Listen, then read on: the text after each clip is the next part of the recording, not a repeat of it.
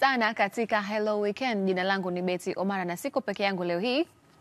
Upo nami David wa Karungi. Tunakukaribisha sana, na inapofika wakati huu basi siku za Jumapili ni wasawa kutafakari yale ambayo wenzetu wanakuwa wanapitia. Tunajifunza haya na yale, na tunakubaliana kwamba kila mwanadamu ana safari yake, ana mapito yake, ana njia zake, lakini yote hayo ndio yanaleta nakshi ya maisha. Kwa hiyo vitu kama hivyo vinakuwa vinapendeza sana.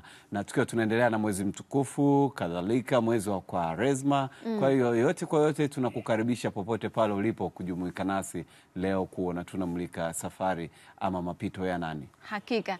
Na leo hii tunajiunga na simulizi aliyekuwa afisa elimu kata ya Wambi mjini Mafinga mkoani Iringa, ambaye alikuwa na ndoto lakini ghafla zikazima baada ya kupata ajali na kukatwa miguu yake yote miwili, na kwa sasa anaishi na ulemavu. Kwa hiyo kupata simulizi hiyo kutoka kwake Sylvester Liwale, na hivi sasa tujiunge naye kuweza kusikia namna ambavyo mpaka aliweza kufikia katika hatua hiyo. Na Betty, kabla ya kujiunga naye, lakini pamoja na hayo pia tutakuwepo naye Elbariki Mkumbo. Huyu ni tunasema tabibu wa nafsi na hisia. Kwa hiyo yeye ukiketi naye hapa anakujuza namna ya kupambana na magumu yanayokuwa yametokea. Karibu sana Elbariki. Asante sana David. Heri ya mwaka mpya, tujaona anatoka mwaka umeanza bwana. Nashukuru. Na wewe pia. Ndio. Na yote hayo tunakukaribisha sana. Na mada yetu tunaangalia kwanza upya baada ya ulemavu. Tunafahamu wakati mwingine ulemavu unatokea katika maisha bila hata kuzaliwa nao, na hiyo ni sehemu tu ya maisha. Ndio maana kuna usemi unaosema pengine kila mtu ni mlemavu mtarajiwa.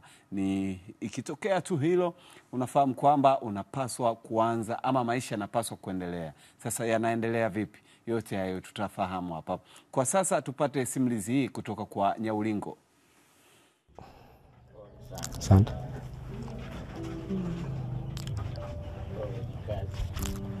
Mungu nisaidie. Maisha ni fumbo. Asubuhi na mapema safari yangu inaanza katika viunga vya manispaa ya Iringa, umbali wa kilomita 89, mwendo wa saa 2 na dakika 25 hadi yanapopatikana makazi ya Mwalimu Sylvester Liwale, mtaa wa Kinyanambo mjini Mafinga. Kwanza namkuta akiendelea na shughuli zake za kugonga mawe kando tu mwa nyumba yake, na baada ya salamu anaanza kunipa simulizi chungu ya kisa chake hiki, kulikoni kutoka kuwa afisa elimu hadi kugonga kokoto. Basi nikawa nimetoka hapa kwenda Mafinga, ambapo nilikuwa naelekea maeneo ya benki ya NMB. Baada ya kuwa kuna watu walikuwa wanahitaji hela, ambapo walikuwa wamefanya kazi. Sasa waliniambia kwamba anahitaji hela. Basi nilitokea hapa nyumbani, na hapa nyumbani nilikuwa na kunywa juice aina ya embe, nilifunikia kwenye glasi ambayo nilikuwa nimeandaliwa na mke wangu. Kwa hiyo baada hapo nikitegemea narudi sio muda mrefu. Kwa hiyo hata ile juice iliweza kubaki ikiwa kwenye glasi hapo mimi nikawa nimepata janga kama hili. Basi gari ilinigonga kwa nyuma nikiwa na pikipiki. Lakini katika mazingira ambayo yalikuwa kidogo yana utata, ambapo ile gari nilikuja kuiona tu baadaye baada ya kuonekana nimeshagongwa na ile gari. Hayo siwezi kuelezea zaidi kulingana na mimi nilipoteza fahamu. Maana yake ningekuwa penginepo nilitumia kilevi, ingeonekana kile kilevi pengine ndio kilinichanganya. Lakini kama mwandishi wa habari ndugu yangu, nilikuwa nimetokea nyumbani hapa. Kwa hiyo sikuwa mahali penginepo popote zaidi. Na siku hiyo nilikuwa sijaenda sehemu nyingine za kuweza kujichanganya na jamii nyingine ya watu. Basi baada ya kuwa nimepata ile ajali, nipoteza fahamu, msamaria wakatokea. Walipotokea walinipeleka hospitali ya wilaya Mafinga au mji Mafinga. Basi pale nilitibiwa, wakanihamisha siku ile ile. Mida ilikuwa kama ya saa 3 saa 4 hivi. Basi kule nilifika Iringa, wakaendelea kunihudumia. Wamenihudumia pale takribani kwa muda wa mwezi mmoja. Pale lakini wakakata mguu mmoja. Walipokata mguu mmoja, ikaonekana hali bado inakuwa sio nzuri. Kwa hiyo nilitakiwa nihamishiwe hospitali ya rufaa Muhimbili. Ukiona mtu mzima analia, basi ujue kuna jambo. Kulingana na hali halisi iliyokuwepo, ndugu zangu waliokuwepo pale waliokuwa wananiuguza, pamoja na mwajiri ambapo alinihangaikia pale alinipatia posho na mahitaji mengine kwa muda wa mwezi huo mmoja. Lakini baada ya pale ilionekana niliandika barua ya kwamba naenda hospitali ya Ikonda ambayo ni ya binafsi au ya private. Kule ilionekana nikajihudumie mimi mwenyewe, lakini upande wa matibabu kwa sababu na bima ya afya. Kwa hiyo iliweza kutumika bima ya afya. Kwa hiyo gharama nyingine zilikuwa zinaendelea kwa mimi mwenyewe, lakini za madawa za matibabu zilitumika bima ya afya. Basi kule nako nililazwa kwa muda wa mwezi mmoja. Nikakatwa mguu ule wa pili, lakini na ule mwingine nikakatwa tena. Kwa hiyo kwa mara nyingine naweza nikasema nilikatwa tena siku hiyo miguu yote kwa wakati mmoja, siku moja hiyo tena. Maana mara nyingine ninavyosema tena Iringa nilikatwa, alafu niseme tena kule nilikatwa, mtu anaweza kasema huyu anaeleza nini? Maana yake ule mwingine walirudia tena. Kwa hiyo nikakatwa tena kwa awamu hiyo miguu yote miwili. Ule mwingine na wakiwa wanarudia, huu mwingine wakiwa nakata kwa mara ya kwanza na kumalizia manake. Basi baada hapo nilipata nafuu, nikarudi, nikawa hapa nyumbani. Mimi nikiwa napata ile ajali, nilikuwa ni afisa elimu kata ya Wambi, ambapo maana yake nilikuwa nimepata cheo. Maana yake ni mwalimu, lakini nilikuwa na cheo cha afisa elimu kata. Ndoto zake ni kama zimeyeyuka mithili ya mshumaa kwenye kimbunga. Basi kulingana na mazingira niliona ngoja nimwandikie mwajiri wangu kwamba niombe kazi ya kurudi kufundisha. Lakini hata hivyo mwajiri wangu ilionekana katika hali halisi ya penginepo ya kiutendaji, alisema ngoja tukujaribie, tukufanyie utaratibu uje hapa halmashauri kwa kuongea, lakini sio maana yake ilikuwa tayari nilienda pale. Kweli walinisaidia, lakini ilionekana baadaye niombe mimi mwenyewe kwamba naomba nikafundishe shule ya msingi Kinyanambo, kwa sababu pale siwezi nikasema nilifanya moja kwa moja kazi kwenye kitengo kipi, hapana.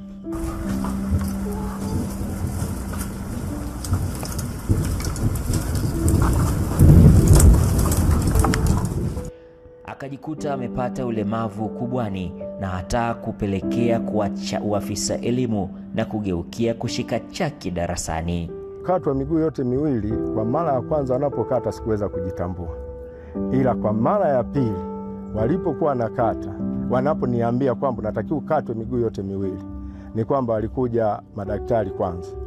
Wakanieleza kwamba unaweza ukatembea, kuna miguu ya bandia, wakaja wakaniangalia kwamba atakatwa vipi. Lakini kwa nini nilionekana nikamekubali hiyo hali kuipokea? Ulivyoniuliza ni kwamba nilitokea pale ule mguu wa pili niliokuwa nasema pengine unaweza kawa msaada, wakasema nao umeharibika. Kama vipi tukuandikie na sisi barua tena uende Muhimbili, lakini huu mguu hata ukienda kule umeshaharibika mfupa. Ile hali nilipokea na mimi nikasaini. Nilikuwa na kaka yangu aliyokuwa ananiuguza pale, ndugu kaka yangu Patrick, akasema vipi, nikasema sawa, na mke wangu pale akasema, tukamwambia mke wangu kwa sababu alikuwa hayupo kipindi kile pale, nikamweleza, akasema basi sasa inakuwa vumilia, ndio hali halisi ilivyo. Basi pale nilitokea nikasali, nikasema Mungu kama wanakata miguu yote, maana walinieleza kabisa kwamba tunaenda kukata na huu tena. Kwa hiyo nilimuomba Mungu, nikasema kama uliniokoa siku zile, naomba ili nilipokee. Kwa kweli nilipokea kwa amani kabisa, kwa sababu alisema, na niliona naumia. Wanaponifungia nilikuwa naumia sana. Ndipo pale niliamua kwa mapenzi tu, nikasema Mungu, kwa sababu umeniokoa siku ile, naomba hata hii ikatwe tu, mradi mimi niendelee vizuri. Na nilikatwa, na mpaka sasa hivi niko vizuri, sipati hitilafu yoyote, na mpaka sasa hivi toka nilivyokatwa na miaka 6. Walimu walinichangia mpaka naugua kwa kipindi chochote. Hata niliporudi afisa elimu Kobelo, nikifika kwenye kipindi hiki amenisaidia sana. Asante. Asante.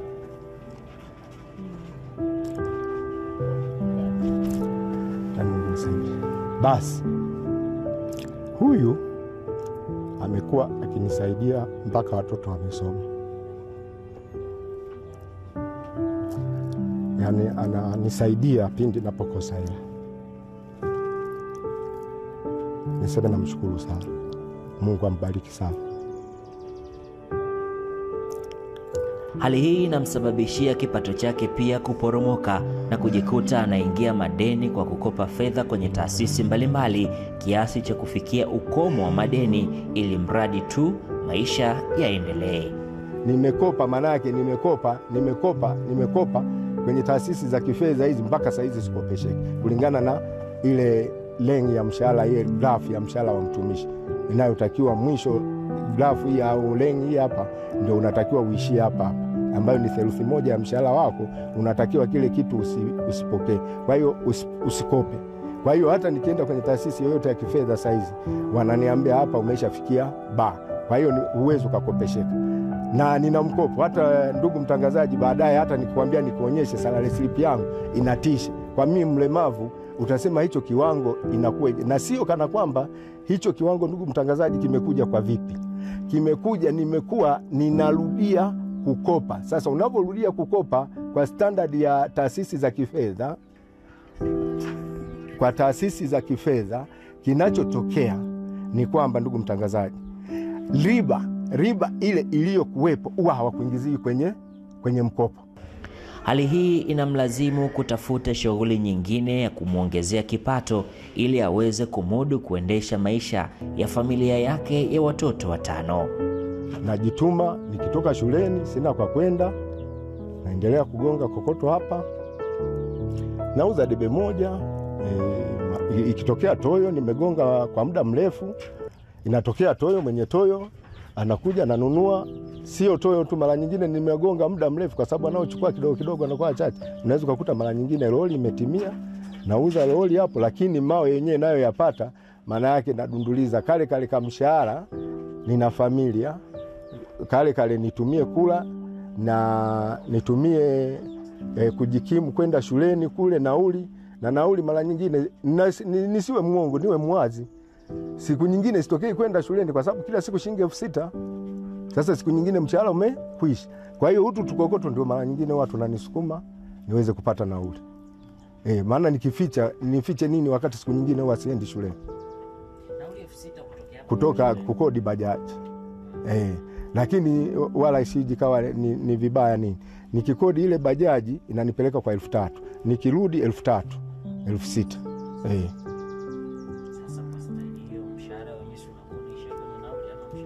Na ndicho kilichopo mpaka sasa hivi bila kujiongeza kwa mtindo huu, maana yake ningekuwa pengine omba njiani.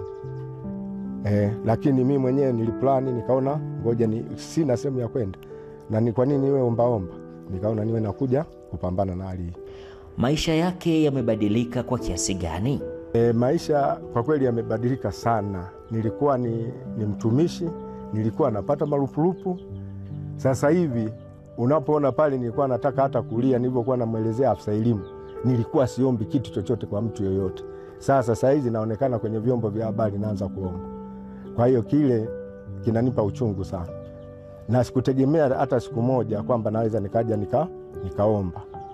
Kwa hiyo ninaona saa hizi kwa hali halisi iliyopo niishi kama mnavyofika hapa, najituma, nikitoka shuleni sina kwa kwenda, naendelea kugonga kokoto hapa. Anasema mazingira pia ufundishaji kwake si rafiki, huku akiomba kiti mwendo cha umeme ambacho kitamwezesha kufanya shughuli zake kwa urahisi, ikiwemo kazi yake ya ualimu.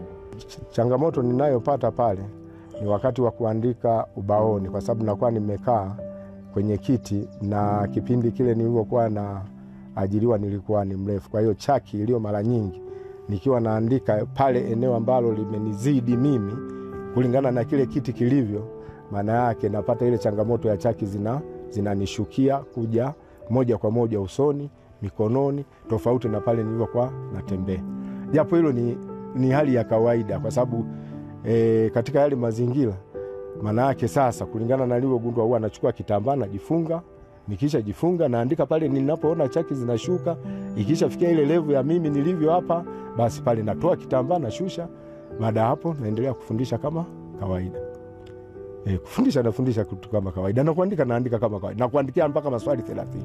Mpaka nafundisha darasa 5 English, lakini kwa miaka 3 iliyopita hiyo nimefundisha English darasa la 4. Lakini sio kana kwamba ni madarasa yote mimi na masomo yote na uwezo wa kufundisha.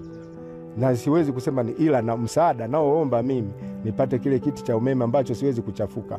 Yani hata ninavyofundisha siwezi kuchafuka, kwa sababu hiki kinachafuka lazima nikisukume nikirudi. Lakini kile cha umeme ninavyoomba hivi, maana yake kile naenda na kiongoza tu kinarudi pasipo kusukuma.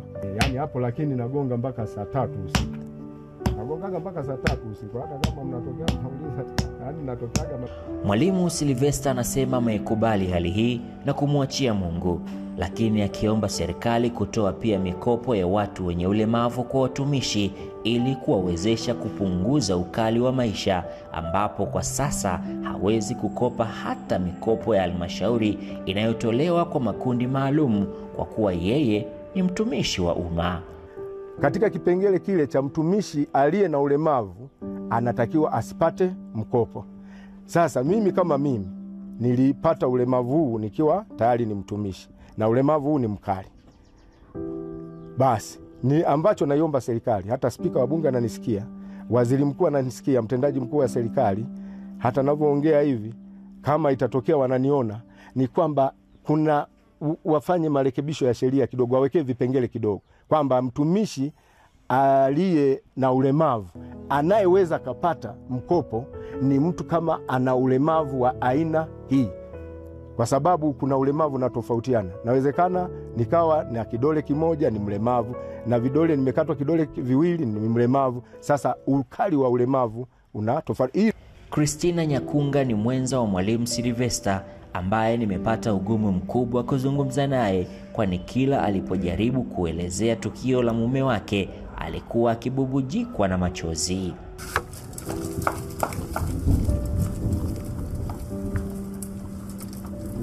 Kwa kweli nilipokea kwa uchungu.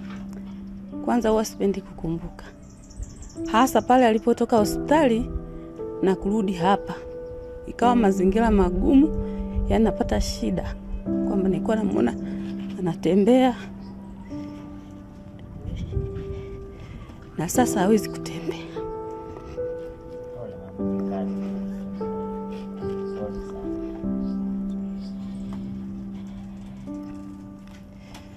Ninashukuru, lakini namshukuru Mungu kwa kuwa alimweka akiwa hai mpaka sasa hivi. Tunaongea, tunajadili ya kufanya. Ninamuomba Mungu aendelee kumweka katika hali hii bado, kwa sababu kuna wengine wamepata ajali wamekufa, lakini mume wangu yuko hai. Hilo namshukuru Mungu. Maisha yamebadilika kwa kiasi gani hasa? Maisha yamebadilika kwa sababu mume wangu alikuwa anafanya kazi mbalimbali. Anaenda wakati mwingine akitoka kazini anaenda shamba, labda kufanya miradi mbalimbali, lakini sasa hivi hawezi. Akitoka kazini anabaki tu yupo hapo anagonga kokoto. Yaani sana mimi hicho nilikuwa naomba kama yeye anaosema kwamba yani msaada mkubwa, angepata hicho kiti ambacho angeweza kwenda mwenyewe, tofauti na vile anavyosukumwa. Wakati mwingine mimi nakuwa nimeenda shamba, anaweza karudi kutoka kazini akakuta mimi sipo wala mtu yote hayupo, ina maana atabaki nje mpaka nirudi. Wakati mwingine anaweza akasema mume wangu saizi atakuwa amerudi kazini, nirudi mara moja, ili pengine kipindi cha mvua hii anaweza ikashuka mvua yupo nje. Ana ujumbe mwanana kwa wale wanaowakimbia wenza wao kutokana na kufikwa na matatizo. Mimi naomba wanawake wa namna hii wakumbuke kwamba hata wao wanaweza kupata matatizo ya namna hii. Kwa warudi, kama wapo waliokimbia warudi kuendelea kukaa na mume zao. Sio vizuri, kwa sababu hata wao wanaweza kupata matatizo wakasaidiwa pengine na mume wake. Miguu yote imekatwa juu ya magoti kwenye mapaja. juu, yani kwenye mapaja jumla, juu ya goti. Yani na jinsi nilivyokuwa mrefu naweza nikasema kutoka kwenye goti mmoja unawezekana ulikatwa kama ni inchi 6 kutoka kwenye goti. Mwingine unawezekana ukawa ni inchi 10 kwa sababu imetofautiana. Usione huu hapa, tunaona ilivyokaa. Huu hapa uko nyuma zaidi, huu hapa uko hapa. Lakini huu nitawaonyesha hata picha jinsi ambavyo nilivyokuwa pale awali. Jinsi nilivyokuwa mrefu. Lakini huu hapa hata wanapokata kwa mara ya pili manake ulikuwa hapa, walikuwa wamekata juu kidogo. Sasa wanapokata mara ya pili manake walisogea tena kidogo. Ndoto za mwalimu huyu ni kama zimezima ghafla licha ya kuendelea kujikongoja kwa kufundisha, ingali mazingira yake si mazuri kutokana na ulemavu wake aliyoupata akiwa kwenye utekelezaji wa majukumu yake ya kikazi. Hata hivyo, Hello Weekend ilipotaka kufika shuleni anapofundisha mwalimu huyu, mamlaka ziliweka kizingiti.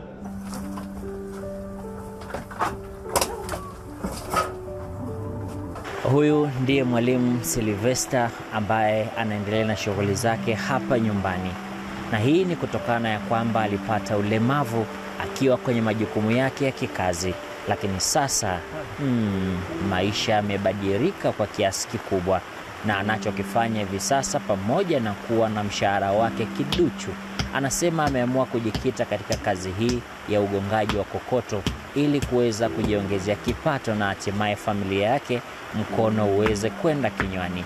Ziko changamoto lukuki ambazo amepitia na amezieleza, lakini kilichobakia ni kwa mamlaka husika na kwa wadau kuona mwalimu huyu anashikwa mkono na hatimaye familia yake iweze kwenda vizuri. Muhammad Nyaulingo, na hii ni Hello Weekend.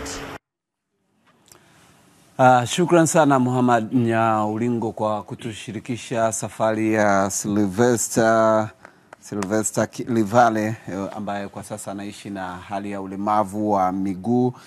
Huyu alikuwa afisa elimu kata ya Wambi mjini Mafinga mkoani Iringa, lakini miaka 6 iliyopita alikumbwa na hali ambayo ametushirikisha hapa.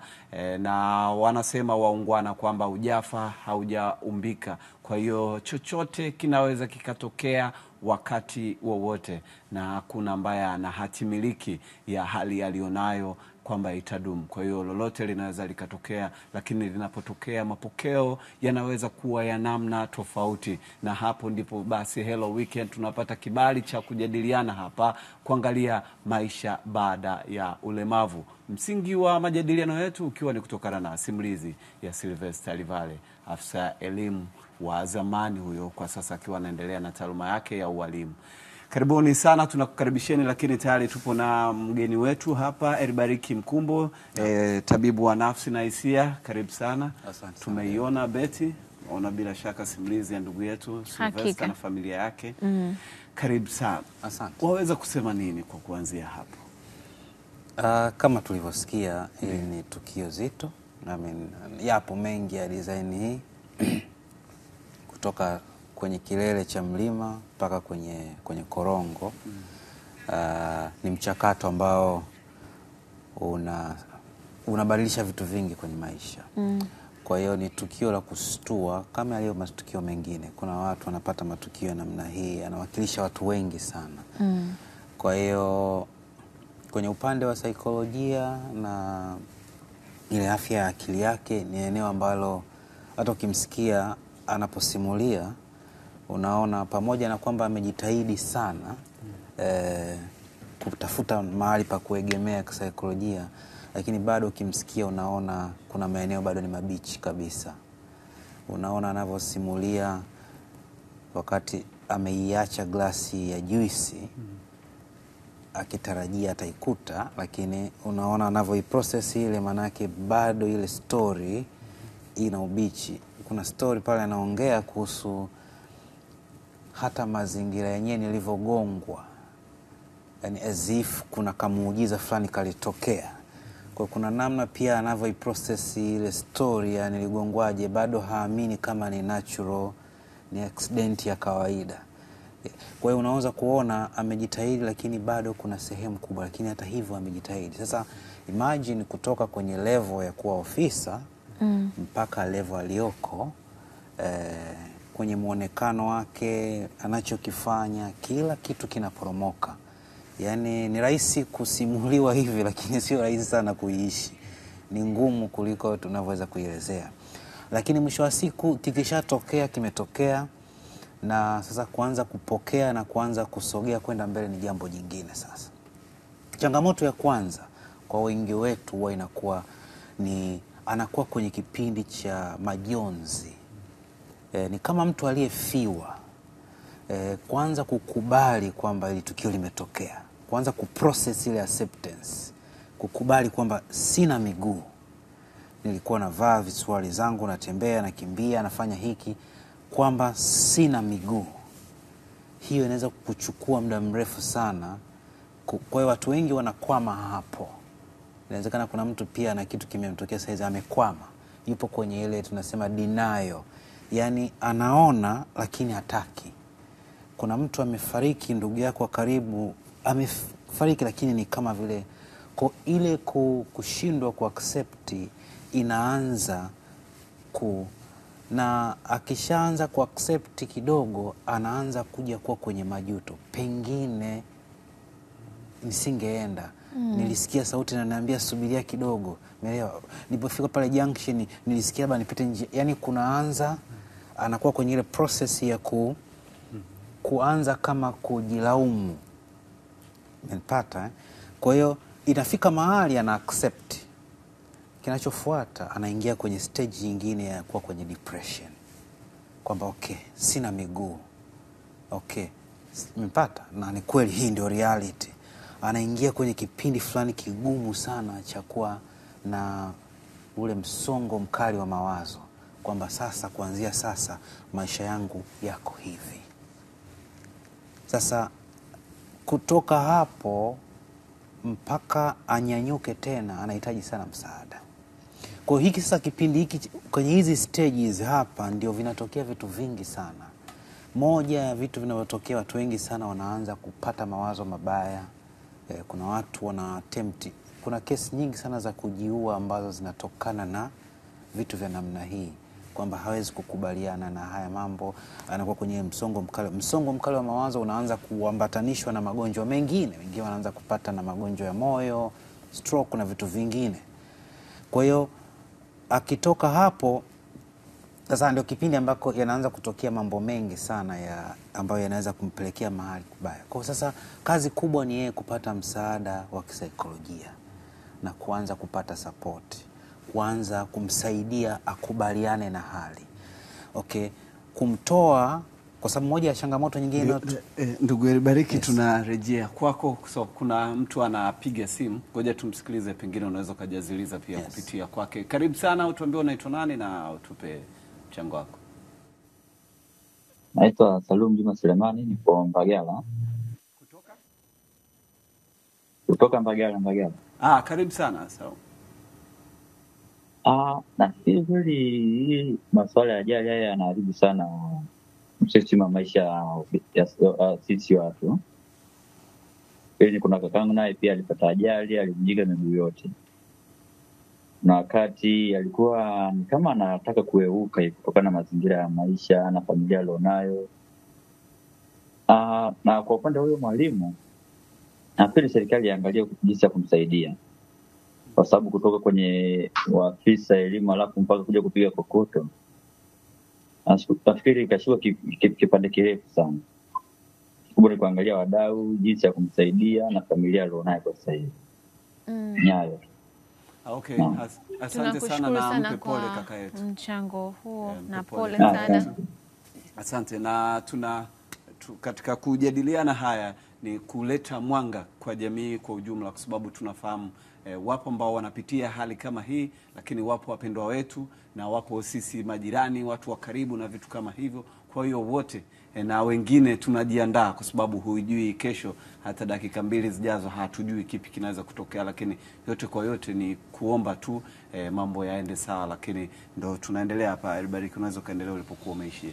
Yes. Kwa hiyo Kwa hiyo kuna huo mchakato ambao anapita wa kukataa ile hali, kutokukubali, baadaye kukubali, kuingia kwenye ile depression, unaelewa? Hapo katikati anaingia mawazo mengine ya kutaka kujiua, mawazo mengi. Anakuwa kwenye wakati mgumu sana.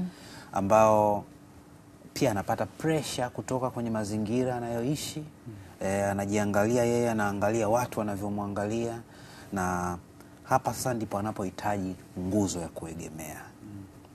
Sasa ukiwa katika stage kama hii, kila anayekuzunguka, kila kinachokuzunguka kinaweza kugeuka nguzo yako, ama kinaweza kugeuka kuwa korongo. Inategemea kinakusapoti kiasi gani. Unaona katika kesi yake, mke wake amekuwa pamoja na yeye. Unaweza ukaona namna ambavyo kwa hiyo mke angeondoka ingekuwa korongo. Yes. Amebaki imekuwa ni nguzo. Ndio nguzo. Hapo katika hatua za mtu kupitia katika kukubali maisha baada ya ulemavu. Umeanza hii ile ya kwanza kama kukataa, denial. Ukaja hii kama ya msongo wa mawazo, depression. Inayofuata inakuwa ni acceptance. So ku-accept ni mwisho kabisa. Okay. Umenipata? Kwa hiyo baada hii ya pili inayofuata, kwanza anaanza denial, kukataa.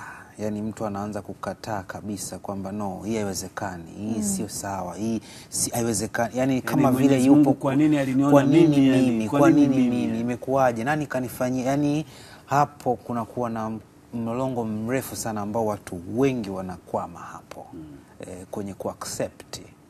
Kwa hiyo lakini inafika mahali anaanza kuaccept, okay, miguu imekatika. Lakini step inayofuata baada ya kuaccept ni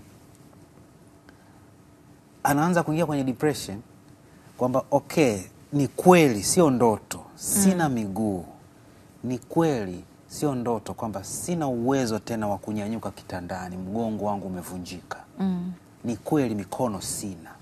Kwa hiyo chochote nilichokuwa naweza kufanya kwa mikono sina. Kwa pale anakuwa kwenye depression. Depression inaambatana na kujilaumu, majuto na vitu vingine. Baadaye kuna stage tunasema ni bargaining. Kutoka hapa kuanza kumsaidia mtu kuanza kubagain. Itakuwaje? Umeelewa? Okay, maisha yataanzaje kutoka hapa? Nitafanyaje sasa? Kuanza kutafuta position mpya kisaikolojia, lakini pia physically, kwa sababu anaanza kulearn vitu ambavyo hawezi kufanya. Okay. Kwa akishatoka kwenye kubagain hapa, ambako pia panaweza kumchukua muda aje kufika kwenye stage sasa ya kuaccept. Hapo kwenye kuaccept, pokea simu kwanza. Habari za asubuhi, unaitwa nani na unapiga simu kutoka wapi? Naongea na Sony kutoka Kilimanjaro. Ndio, karibu sana. Utupatie mchango wako. Mimi mchango wangu, unaweza kuweka simu yako vizuri kidogo tukuone? Naona kuna uhitaji wa kutoa mchango kama serikali. Ndio. Kwa kweli wanasema binadamu haujafa, haujaumbika. Kwa changamoto nilizoziona kwa huyu ndugu yetu anazozipitia, kweli changamoto ngumu sana. Kiwalisia changamoto ngumu kweli. Yani mtu kutoka kwenye uafisa elimu mpaka kuja kuwa mtu aina ile sio kitu sahihi kabisa, na serikali itakuwa iangalie. Na hizi kuna vyombo husika vipo vinahusika na hayo masuala, na vina uwezo wa kusaidia na kufanya huu mchakato, huyu mtu akasaidika vizuri kweli kwa hali hiyo alionayo. Kwa kweli inasikitisha na inaumiza sana kwa kumwona mtu katoka kwenye uafisa mpaka kuja kufikia hatua ile, kosa msaada hata kupata ile wheelchair ya kutembelea tu. Kweli kiangalia na utumia hata yenyewe ina ubora. Naona kuna wadau, kuna vyombo husika vinahusika, vipo serikali vinahusika. Wakati mwingine hawa ndio watu ambao wanawaweka madarakani. Yule mtu alikuwa ni mkubwa, yule anaweza kushuka mpaka kwenda kwenye kifuli. Kuna namna viongozi wapo, kuna halmashauri zipo, kuna wakuu wilaya wapo, kuna kitu mpaka rais akitupa jicho aone na kwamba kwa nini muda wote mtu hakuna uhitaji wa rais. Kuna viongozi wa ngazi za chini wengi sana wanaweza kufanya msaada, kwa huduma kwa mtu akipata kusaidika. Ila kwa hali hili nasikitisha kwa kweli. Hii Tanzania, na kuna watu wanaishi maisha ya juu zaidi na wanaona changamoto za watu wanaopitia. Kuna watu wako pale wanamuona kabisa, lakini wanamwacha. Asante sana mchangiaji kwa wetu, na mimi najaribu kumwelewa. Pengine kwa namna nyingine angeweza kutuambia kama afisa elimu anaweza kukutwa na hii hali hafakawa hivi. Vipi sasa mwananchi wa kawaida? Kwa hiyo kama nchi, kama jamii tunaweza tukajifikiria tukaona mambo yanakwendaje, lakini yote kwa yote Hakika tunaweza tukasoma maoni kwanza kisha tutarejea kwa atusaidie kumalizia ile. Okay, sawa. Ile tukirudi tuende kule kwingine. Tumesha kuja kwenye bargaining. Baada ya bargaining, acceptance. Ya amekubali sasa kwamba okay, imetokea, Ndio. haya ndio maisha yangu. Sawa. Lakini hiyo ku accept haiondoi chochote. Kila kitu kiko vile vile. Lakini sasa inaanza sasa, hapa ndipo anapohitaji sana msaada. Of course huu mchakato wa stage zote alizopita na watu wengi wamekwama mkatikati. Kuna wengine wamepata accident miaka 10 iliyopita, lakini mpaka leo wapo kwenye denial. Bado yuko kwenye stage ya kwanza kwamba hii haiwezekani. Kwani ameganda hapo. Na hiyo ni stage mbaya sana, kwa sababu ni sawasawa na kuna mto unakuja na maji mengi sana, sawa? Lakini badala ya wewe kutengeneza njia yale maji yapite, unaweka ukuta. Kinachotokea ni kwamba yale maji huwezi kuyazuia. Kinachotokea yale maji yataanza kutengeneza uharibifu mwingine. Kwa hiyo unaona yeye ameshaweza kuvuka hizo stage, walao maisha mengine yanaendelea, amekubali, nagonga kokoto sasa hivi, nilikuwa ni afisa sasa, lakini ngoja nirudi darasani nikashike chaki, japo unashindwa kuelewa kwamba kwa sababu uafisa ni ufahamu. Sijaelewa nini kimemtoa kuendelea kuwa afisa. Yani sidhani kama miguu inahusika kwenye ukuu wa afisa elimu. Kwa hiyo nadhani hiyo ni mifumo mbalimbali ambayo nadhani ni mjadala mwingine. Lakini ameweza kuaccept kurudi mpaka kwenye hiyo stage. Kwa hiyo lakini kuna watu wamekwama. Kuna watu wamefika mahali wamekubali, lakini ameshakubali okay, imetokea, lakini yupo kwenye msongo wa mawazo. Mpata anamlaumu kila aliyeke jirani yake, au anailaumu ile siku. Yani nisingeenda ile siku. Kuna siku wewe, kuna siku anaweza kukuambia tu kitu, nisaidie kitu fulani, ukawa hujisikii kufanya, atasema ni kwa sababu niko hivi. Umenielewa? Anaanza kuattribute kila kitu kulingana na ile situation yake. Ni mtu anakuwa kwenye malawama na uchungu usio kuwa na kifani. Asante, tutaendelea hapo. Betty, karibu sana na maoni. Sawa. Maoni yako mtazamaji. Hello weekend, pole sana kwa mtihani ndugu yangu, hujafa hujaumbika, Mwenyezi Mungu akusimamie. Wewe ni Hamisi mpiga picha kutoka Ndanda. Hassan Mlacha kutoka Moshi anasema asante UTV, kweli hujafa hujaumbika, pole mwalimu kwa aliyomkuta. Jamani, tuishi tukijua chochote chaweza kukukuta kutokana na mwalimu kuwa mwalimu afisa elimu hadi sasa ni mlemavu tena mponda kokoto. Pole sana, inasikitisha mno. Aristides kutoka Kagera anasema pole kaka kwa changamoto uliyopitia na Mungu atakulinda, na pole kwa kupitia kwenye hali ambayo haukuitegemea. Hassan Abdalla anasema poleni familia iliyokuwa na maisha ya kawaida hadi sasa ni mlemavu ambaye maisha yamekuwa ya kuponda kokoto. Mungu tuongoze, tujalie mwisho mwema. Pole sana mwalimu, Mungu akujalie tu, maana umeshaikubali hali ulionayo, na Watanzania wa Samaria wema tulibebe hili liwe la kwetu, ikibidi asaidiwe. Asante. Hello weekend, Stefania kutoka Dodoma, nampa pole sana mwalimu Sylvester, Mungu yupo, asante sana. Natoa pole kwa mwalimu, hujafa hujaumbika, Mungu amsaidie. Pamoja na hiyo changamoto, naipongeza Wizara ya Elimu kwa kuendelea kumheshimu na kumwacha na utumishi wake. Tuombeane maana hatujui kesho yetu. Huyu ni Eusebio Mhagama. Na mwisho ni nampa pole sana afisa Sylvester, yote ni mipango ya Mwenyezi Mungu. Nisingependa kutoa masikitiko kwa halmashauri hiyo kutompa huduma kwa 100%, maana huyo ni mtumishi wa umma aliyepata janga la ajali.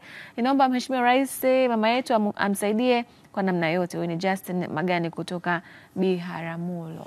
Haya, tuna simu hapo. Karibu sana, habari za leo? Unaitwa nani na unapiga simu kutoka wapi? Naitwa Bwana Dua Ali Mohamed, napiga simu kutoka Gairo, mkoa wa Morogoro.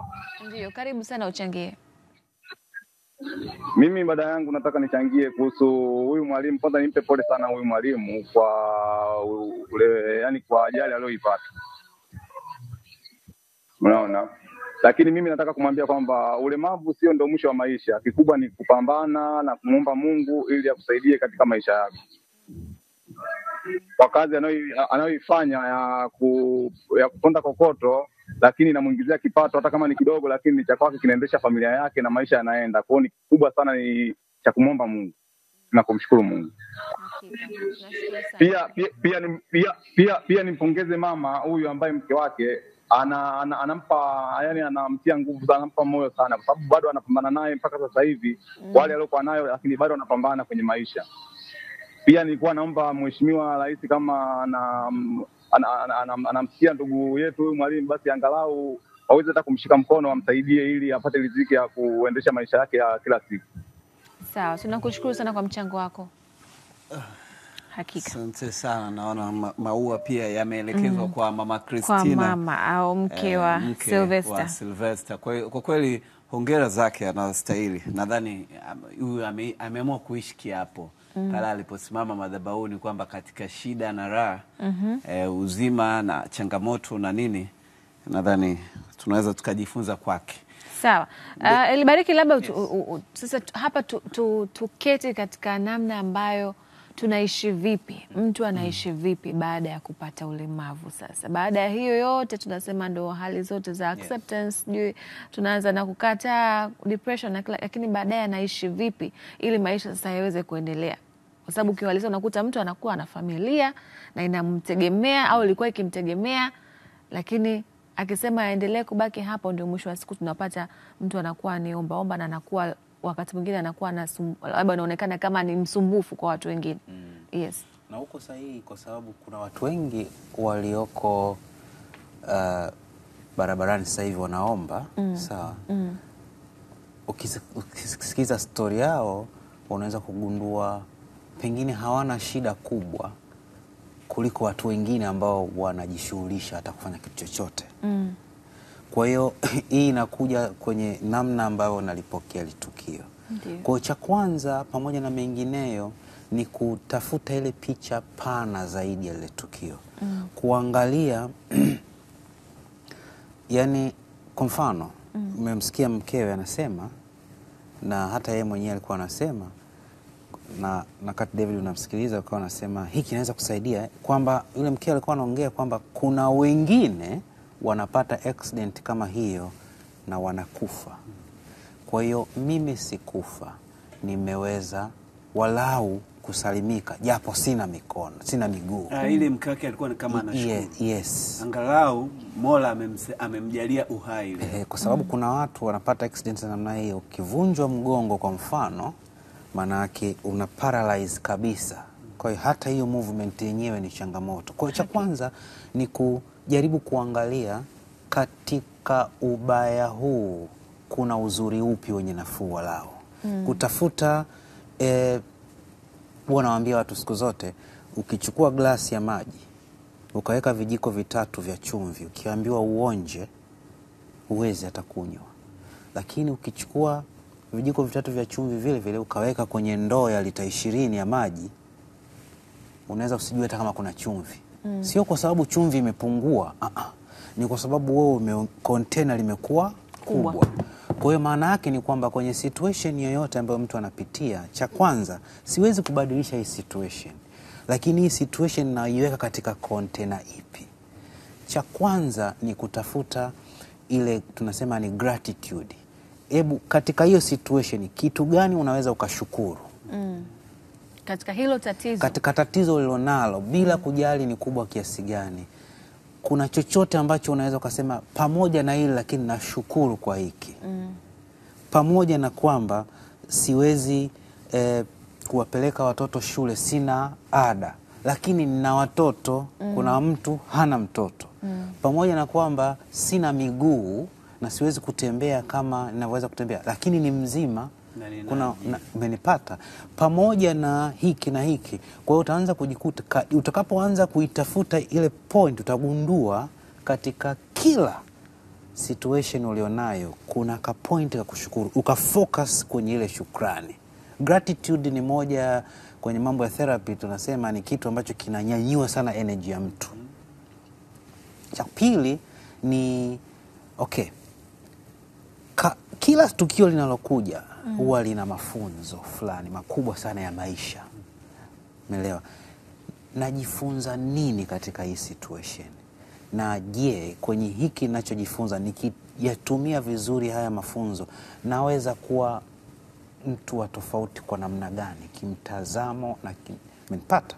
Then unaanza, watu wengi tunawaona tunaita huyu ni role model wangu, ule role model umetengenezwa na loss ya kitu fulani. Inawezekana ni loss ya kazi, inawezekana ni loss ya mtu muhimu kwenye maisha yako, loss ya kiungo fulani. Kuna namna ukiweza kupata msaada kuitafsiri vizuri, inaanza kukuimarisha na kuanza kupata mahali paku. Na kingine ni kwamba katika mapungufu haya na uchache wangu huu, kipi ambacho naweza kufanya? Usifocus kwenye kile usichoweza kufanya. Kwa sababu watu wengi katika nyakati kama mtu ajiulize kipi ninaweza nikakifanya? Kipi naweza kufanya? Kipi naweza kujifunza na nikaweza kukifanya? Kuna mtu anapoteza mkono wa kulia, alikuwa hawezi kabisa kuandika kwa mkono wa kushoto. Lakini akisha accept, anaanza katika situation hii nilionayo, kitu gani naweza kufanya? Manake anaanza kusema naona kuna watu wanaweza kutumia mkono wa kushoto, anaanza kujifunza. Kuna watu wamepoteza mikono yote. Sisi tunaona kuna watu mpaka wanaweza kutype kwenye simu kwa kutumia miguu. Kwa sababu kote kumekufa. Ni kwa sababu umesha accept na unaanza kuangalia possibility inayotokea. Bahati mbaya watu wengi unakuta tumeganda, na hii ni natural kwa binadamu yote, tumeganda kwenye kile nisichokiweza. Zamani nilikuwa naweza hivi, lakini siku hizi ndio hivyo tena. Kwa hiyo matokeo yake ni kwamba ule uwezo wako mwingine wa ubunifu na unapotea. Kingine ambacho ni kikubwa ambacho huwa kinakwamisha watu wengi sana, it's all about me. Yani mwisho wa siku kila kuvuka hapa kunatokana na mimi. Watu wengi wamekwama kwa sababu wanalaumu watu wengine. Kwamba hunisaidii, haunitii moyo, hauni encourage, haufanyaji. Matokeo yake unaanza kuona kuna watu wengine wanahusika na kukwama kwako, wanahusika kwa sababu kwa kesi yake hatusemi kuna watu, hatusemi kugonga kokoto ni kitu kibaya. Hapana. Hii ni kazi kama kazi nyingine. Lakini tunachokiongelea hapa ni ule mporomoko wa kutoka step moja kwenda nyingine. Kwa hiyo mwisho wa siku ni kuanza kuona kwa mfano unaona ameaccept, amechukua hatua kwamba maisha inabidi yaendelee. Bado mimi ni baba. Bado mimi ni baba na natakiwa kudhihirisha ule ubaba wangu na bado nategemewa. Kwa maisha lazima yaendelee. Na katika maisha kuendelea ndio maana sasa nimetoka kwenye ile stage, amerudi tena kwenye kuaccept kufundisha, alishatoka kwenye hiyo stage, amerudi tena kwenye kuanza kufanya, anaongea kwa uchungu kwamba sasa inabidi nianze kukubali kusaidiwa, na ameongea kwa uchungu sana alipokuwa anakumbuka ama kushukuru yule mtu ambaye amekuwa akimsaidia. Lakini hizi ni stage ambazo ukifanya tunasema ukisha reframe ile tukio, kalibadilishia frame, maisha mengine yanaanza kuwa tofauti. Na anaweza kuamka sasa hivi pale na kuanza kuona hii experience yote niliyoipitia kutoka cheo hiki mpaka hapa nilipo, nini naweza kufundisha watu? Anaanza kugeuka kuwa mwalimu mwingine kabisa. Umeelewa? Akaanza kugeuka ile situation aliyopitia na akaanza kufundisha watu wengine kujiandaa kwa hizi accident, kuwa na bima mbalimbali, kuanza kufundisha watu wengine kwamba usifikiri kwamba kila kinaweza kubadilika anytime. Tukashuhudia anaandika hata vitabu. Exactly, you understand? Unaweza kubadilisha hii situation sasa, kuona katika situation hii humu kila tukio linalotokea ni shamba ndani yake. Kuna watu wamefukuzwa kazi, mwingine akapata stroke, mwingine ndio hapo ujasiri wa kuanza kufanya biashara ukaanza. Kuna makampuni mengi yamezaliwa kutokana na mtu kufukuzwa kazi. Kwa hiyo mwisho wa siku tunarudi kwenye pointi kubwa zaidi kwamba kila tukio linalotokea kwenye maisha lina energy kubwa mbili. Kuna energy positive na energy negative. Kuna energy hasi na chanya. Kwa hiyo inategemea wewe unaamua kuvuna kwenye shamba lipi. Unafungua mlango gani? Exactly. Chochote kile. Kwa hiyo ukiamua ili tukio, kwa mfano yeye angeamua kwamba mimi ni failure na akavuna upande ule, pengine hata asingekuwepo. Ndio. Umezungumzia huyu mwenzake ambaye amesaidia angalau kuendelea kusomesha watoto kwa namna yake, lakini mke kuwepo, watu wanaotuzunguka nao wanaweza wakawa sehemu gani ya kumsaidia huyu mtu kupita katika mchakato wote huko hadi kufika acceptance ama kuishi sasa maisha yake baada ya ulemavu? Yeah, ni kweli kabisa. Ni rahisi sana mtu kurecover kwenye hizi situation akiwa ana nguzo kuliko akiwa yuko peke yake. Kwa hiyo sisi tunaomzunguka, iwe ni mke, iwe ni mume, iwe ni marafiki, iwe ni ndugu jamaa, una sehemu kubwa sana ya kumtia matumaini huyu mtu. Umenipata? Na hapa tunaenda mbali zaidi, hata nadhani pia ni kitu kimeongelewa na watu wengi pia, ile mifumo ya hata makazini, makanisani, misikitini, kwenye taasisi zinazotuzunguka, zina respondi vipi kwenye, mara nyingi kwa uzoefu wangu watu wana pay attention kwenye kile kipindi tu ukiwa hospitali. Baada ya hapo maisha yanaendelea kama kawaida. Umenipata? Kwa hiyo pia ni kuangalia mifumo yetu ya kiutawala kwenye ngazi zote. Mtu anapopata matukio ya namna hii, mfumo huo unaitikiaje? Kwa mtu kama ambaye, kwa sababu saizi mimi najua wapo walemavu wa miguu ambao wako wengine kwenye maofisi makubwa. Kwa hiyo pengine swali linakuwa ni kwamba kwa mtu ambaye amepata changamoto kama hii, nini ambacho akiwa kama afisa elimu hawezi kukifanya ambacho anaweza kukifanya akiwa darasani? Maanake unaanza kujiuliza hilo swali. Kilitumika kigezo kipi? Unaanza kujiuliza hilo swali. Na huyu ni mwakilishi tu, sio, kuna watu wengi sana ambao, kwa hiyo inampa wakati mgumu pia kuprocess ile tukio kwamba kwa mimi kutokuwa na miguu kwamba sasa na hata kile cheo sikistahili tena. Inaleta message ambayo sio nzuri sana kwa watu wengi pia ambao pengine wana ulemavu na vitu vingine. Kwa hiyo kwa sababu naamini ni kitu kinachoweza kufanyika kwa ufahamu wa kichwani, kama kichwa kinafanya kazi, sioni kama kuna changamoto. Yes. Huyo anasema Hujafa hujaumbika, mwalimu ana uthubutu sana na bado hajakata tamaa. Hilo ni pongezi, inatakiwa ionekane hasa kwa halmashauri yake. Sijajua sababu ya kushuka utendaji na kuwa mwalimu, na hisi angeendelea na afisa elimu. Huyu ni baba Nicole kutoka Mtwara Masasi. Matias kutoka Masumbwe Geita anasema hakika Hujafa hujaumbika, bado serikali, vyama vya walemavu na chama cha walimu naomba tu wamsaidie, kwani hadi sasa hivi anatumikia taifa na hajakata tamaa. Nampa pole sana na nawatakia hello weekend njema. Asante sana. Ulemavu sio tatizo kwa mtu mwenye ulemavu, tatizo linakuja pale panapokosekana uwepo wa miundombinu na mazingira rafiki ya kuwasaidia watu wenye ulemavu kufikia malengo yao. Serikali imeshindwa kujenga mazingira rafiki ya kuwasaidia, na hilo ndilo tatizo kubwa. Huyu ni Adam Kivenule. Pole sana mwalimu, amekuwa jasiri na kulipokea tatizo lilomkuta. Mungu azidi kumpa afya njema. Asante sana. Hongera sana kwa kuibua changamoto ya mwalimu. Asante sana. Ana mwingine anasema hakika Mwenyezi Mungu ndio muweza wa yote. Pole sana kwake, ila pongezi sana kwa mke wake kwa kusimama naye katika kipindi hiki kigumu. Ni mfano wa kuigwa. Kikubwa wekeni namba tumchangie mwalimu wetu. Sawa. Mwanamke kama Christina hawapo tena sasa hivi. Ukipata ajali kama ya kukatwa miguu, ukiruhusiwa kurudi nyumbani unaweza usikute hata kitanda. Pole sana afisa. Salute kwa huyu mama. Huyu ni Enoch Ngata kutoka Mlogazira. Maoni mawili ya mwisho.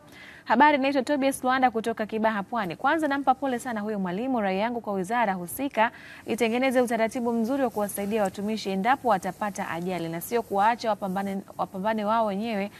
Kwa hali hiyo hapo wengi sana watumishi wengi sana wanaohangaika na shida kama hizi. Tunaamini wizara husika na rais wetu mpendwa na imani analiona hilo, kutoka walimu mpaka kugonga kokoto. Viongozi wetu tuwe na huruma kwa watumishi wetu. UTV mbarikiwe kwa mada nzuri. Naitwa Adamu Ali Chelepiana Itololo Kondoa anasema kwenye hili jambo serikali iweke mfumo wa kusaidia walemavu wa aina mbalimbali. Taarifa za walemavu zinatolewa ila zinaishia kwenye makaratasi. Kwa kumalizia, Elibariki, labda kwa kutokana na kile ambacho tumekuwa nacho mezani, hasa mada hii, maisha ya ulemavu, nini hasa ambacho unaweza ukakizungumza na kumtia moyo yule ambaye yuko nyumbani, ambaye labda yupo katika ile hatua ya kukata tamaa au ndo depression au bado hajakubali, ili aweze kufikia katika hatua ya kukubali na kuweza kuendelea na maisha. Yes. Nadhani mfano wa mwalimu huyu unaweza kumsaidia mtu yoyote kwamba inawezekana kuanza upya, inawezekana. Na ameonyesha ujasiri, uthubutu kwamba naweza kuaccept situation na bado naweza kuwa na mchango. Kuna watu wanazaliwa tayari wakiwa ni walemavu na bado maisha mengine yanaendelea. Kwa hiyo cha kwanza ni kukubaliana na situation iliyotokea bila kujali ni ya aina gani. Inauma, haina ubishi kama binadamu. Kuna namna kupokea, sio kitu kirahisi. Ni rahisi kusema kuliko kuiishi, lakini mwisho wa siku maisha lazima yaendelee. Lakini kikubwa kingine ni kwamba kuna watu ambao, kumbuka, wanatamani walau ungekuwa kwenye situation yako. Yani kuna mtu ambaye sasa hivi mwili wote umevimba kwa kansa, hana hata nguvu ya kujua hata ni asubuhi au jioni, anatamani walau hata ningekuwa tu sina miguu. Kwa hiyo my point hapa ni kwamba pamoja na kujiangalia wewe, jiangalie katika picha pana ya watu wengine. Kuna mahali utapata kamwanga fulani kuanza kujishikia na kuanza kutafuta mahali pa kuanza kunyanyuka. Lakini pia uanze kuipeleka hii situation positive zaidi, kwamba nini sasa naweza kufanya. Yes, kuna ambapo siwezi tena kufanya. Nini naweza kufanya ambacho kinaweza kubadilisha maisha yangu na maisha ya watu wengine. Na kutokea hapo unaweza kupata kuanza namna ya kuvuka. Na watu tunaomzunguka au tunawazunguka ni muhimu sana kuwasaidia kisaikolojia, kuelewa hizi hatua ambazo mtu anapitia. Kuna wakati mwingine unakuta watu wanakuzunguka wanakuambia huyu naye anajifanyisha, naye miaka 2 tu bado kila siku unalia. Hakika tunakushukuru sana Libariki. Na Betty, mimi kama mwananchi kando na kuwa mtangazaji, ningekuwa na shauri huyu kwa sababu alikuwa ameshakuwa afisa elimu wa kata ya Wambi huko Iringa. Angeweza kuwa mwalimu mkuu wa hizi shule za watoto wenye mahitaji maalum, kwa sababu anaweza akawa anayaishi mazingira yale katika uhalisia. Kwa sababu kama ameweza kuwa afisa elimu wa kata, anaweza kuwa hata mwalimu mkuu wa shule fulani hizi za mchanganyiko. Yote kwa yote tushukuru, maisha ni zawadi, tuombeane. Hakika kabisa. Tunakushukuru sana Libariki kwa kuwa nasi. Mtazamaji, na kufikia hapa ndio mwisho wa kutazama simulizi ya Sylvester Liwale ambaye alikuwa akitusimulia hapa namna ambavyo maisha yalikuwa hapo awali na hivi sasa baada ya kupata ulemavu maisha yako vipi. Tunakushukuru sana kwa kuchangia maoni yako na kwa kuwa nasi tangu pale tulipoanza. Jina langu ni Betty Omara. Nami ni David wa Karungi. Uwe na wakati mwema.